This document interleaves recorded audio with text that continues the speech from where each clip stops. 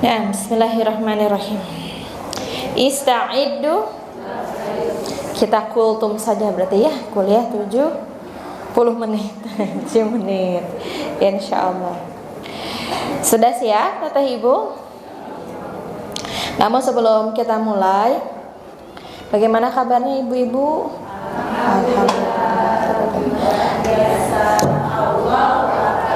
Assalamualaikum warahmatullahi wabarakatuh.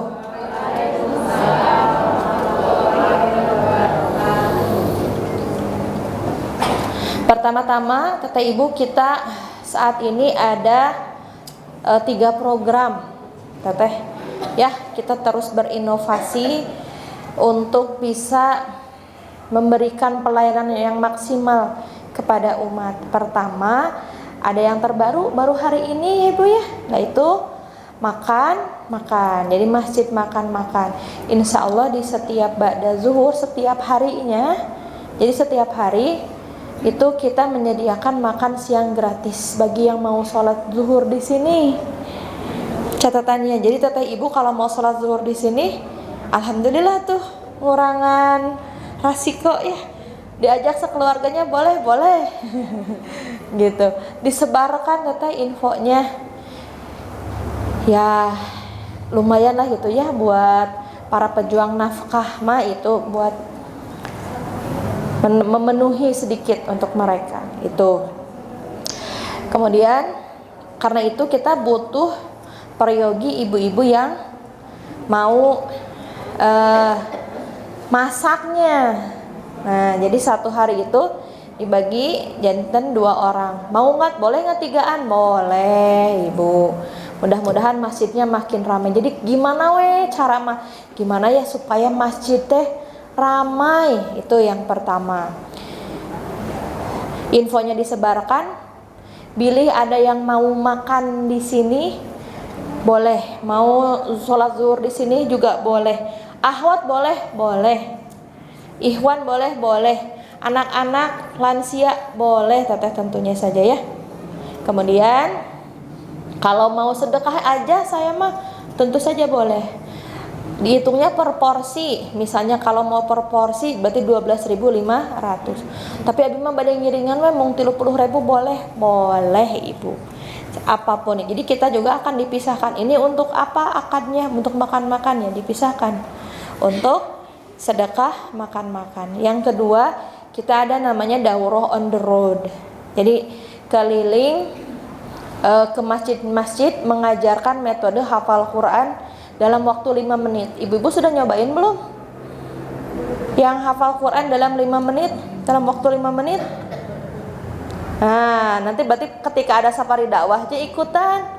Siapa tahu efektif buat teteh ibu ya. Jadi kalau misalnya di sekitar rumahnya ada majelis taklim yang biasa suka ngaos, itu hoyong diajarin gimana caranya metode ngafal 5 menit langsung hafal Quran.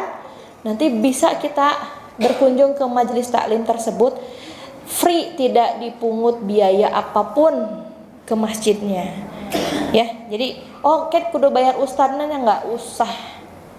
Itu ibu ya, itu yang kedua. Jantan minta bantuan juga untuk share informasinya. Barangkali nanti majelis taklimnya ada yang mau diajarin metode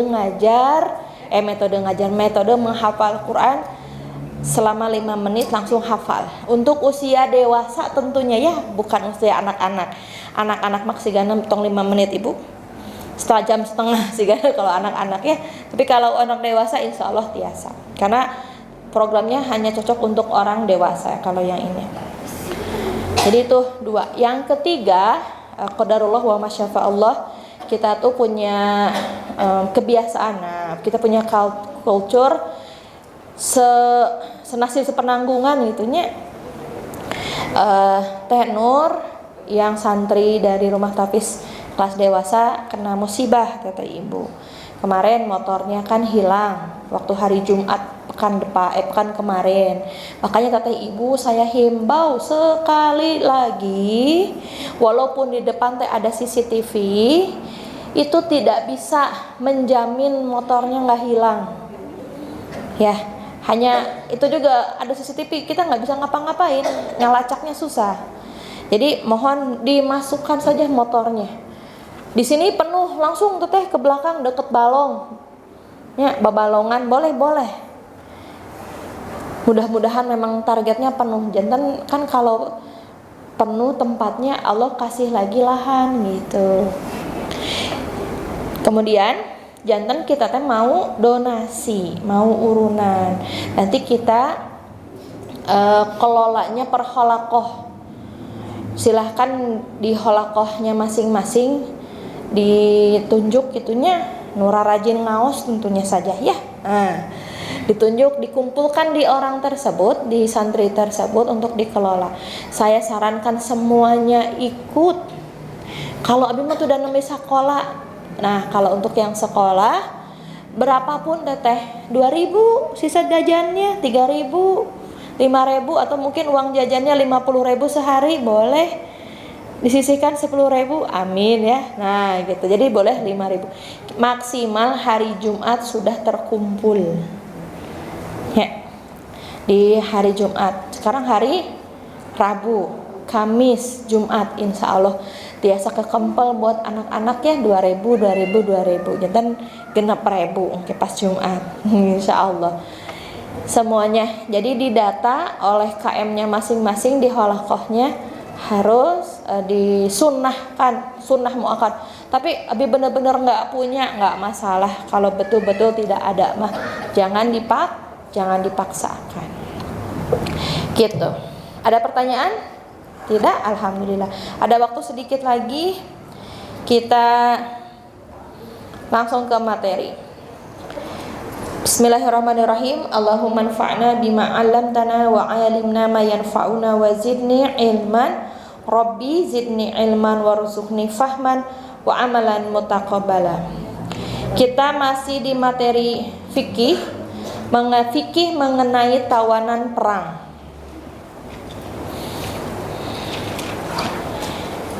Para ulama dari kalangan kaum muslimin berbeda pendapat mengenai hukum tawanan perang dari kalangan orang-orang kafir. Apakah mereka harus dibunuh, diminta tebusan, harus dibebaskan, atau dijadikan budak? Kalau masa sebelum Islam, teteh ibu ya, sebelum Islam, sebelum Nabi Muhammad, eranya Islam, itu kan memang dunia tuh sering perang ya teteh ibu. Maka kalau yang kalah perang itu semuanya jadi budak, dijual belikan, termasuk wanita, termasuk anak-anak. Jadi sah bayi di kukumaha oge. Bahkan untuk perempuannya, wanitanya kalau mau dijual, mau dipakai sama majikannya boleh ibu. Nauzubillahi min dzalik ya. Namun, nah ini faktor penyebab perbedaan pendapat ini adalah karena ayat-ayat tentang tawanan perang bersifat mujmal. Namun di Islam kemarin, di zamannya para sahabat dan Nabi Muhammad SAW, ada berbeda pendapat mengenai tawanan perang. Akhirnya karena jadi di sirohnya itu ketika muncul peperangan, perang pertama tuh perang Badar ditawan, mereka bisa bebas dengan syarat mengajarkan anak-anak belajar baca tulis, kutab yang pertama, belajar yang pertama. Jadi indah sekali Islamnya teteh ya, betul nggak? Kemudian mereka kalau yang mau menebusnya bisa ditebus oleh keluarganya, bisa teteh ibu. Namun untuk yang memerangi, memusuhi, itu ada yang dipenggal.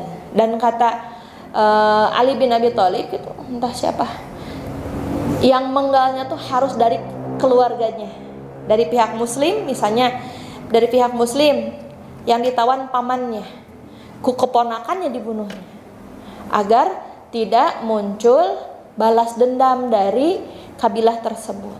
Jadi ada 3 metode, 3 cara teteh ya. Kemudian yang unik dari tawanan perang adalah bagaimana Islam memiliki adab terhadap tawanan perang. Itu ada di Quran surah Al-Insan ayat 8. Coba dibuka teteh ibu.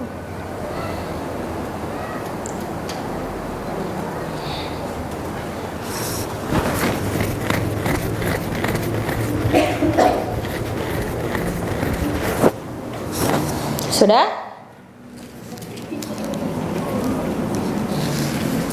Al-Insan itu juz 29 ibu.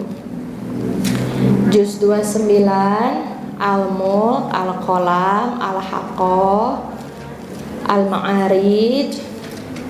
Kemudian Allahu Akbar.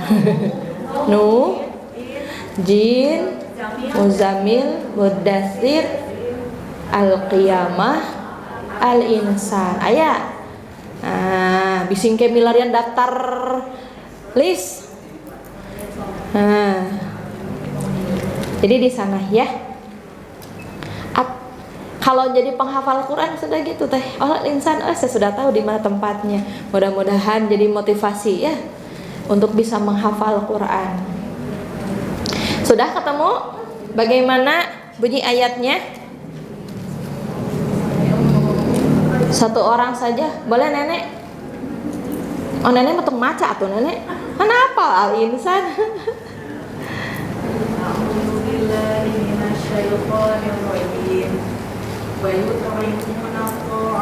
To'ama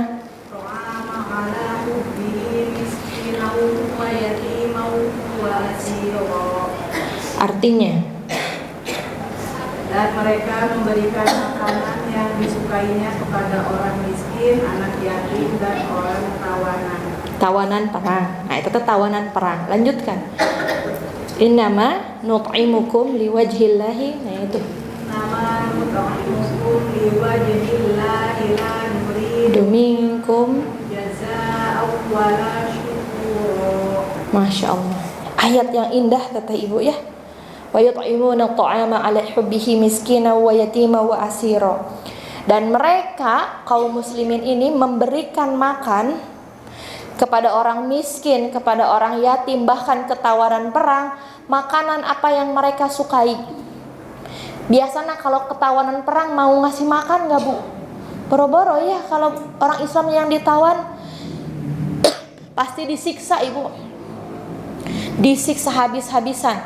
Bahkan kemarin sempat muncul tuh di platform yang hitam, ya platform hitam itu penjara Syria itu. Tahu teteh digencet, manusia itu dibunuhnya digencet teteh, sampai keluar cairan-cairan gitu, jadi press gitu tuh. Nauzubillahi min dzalik.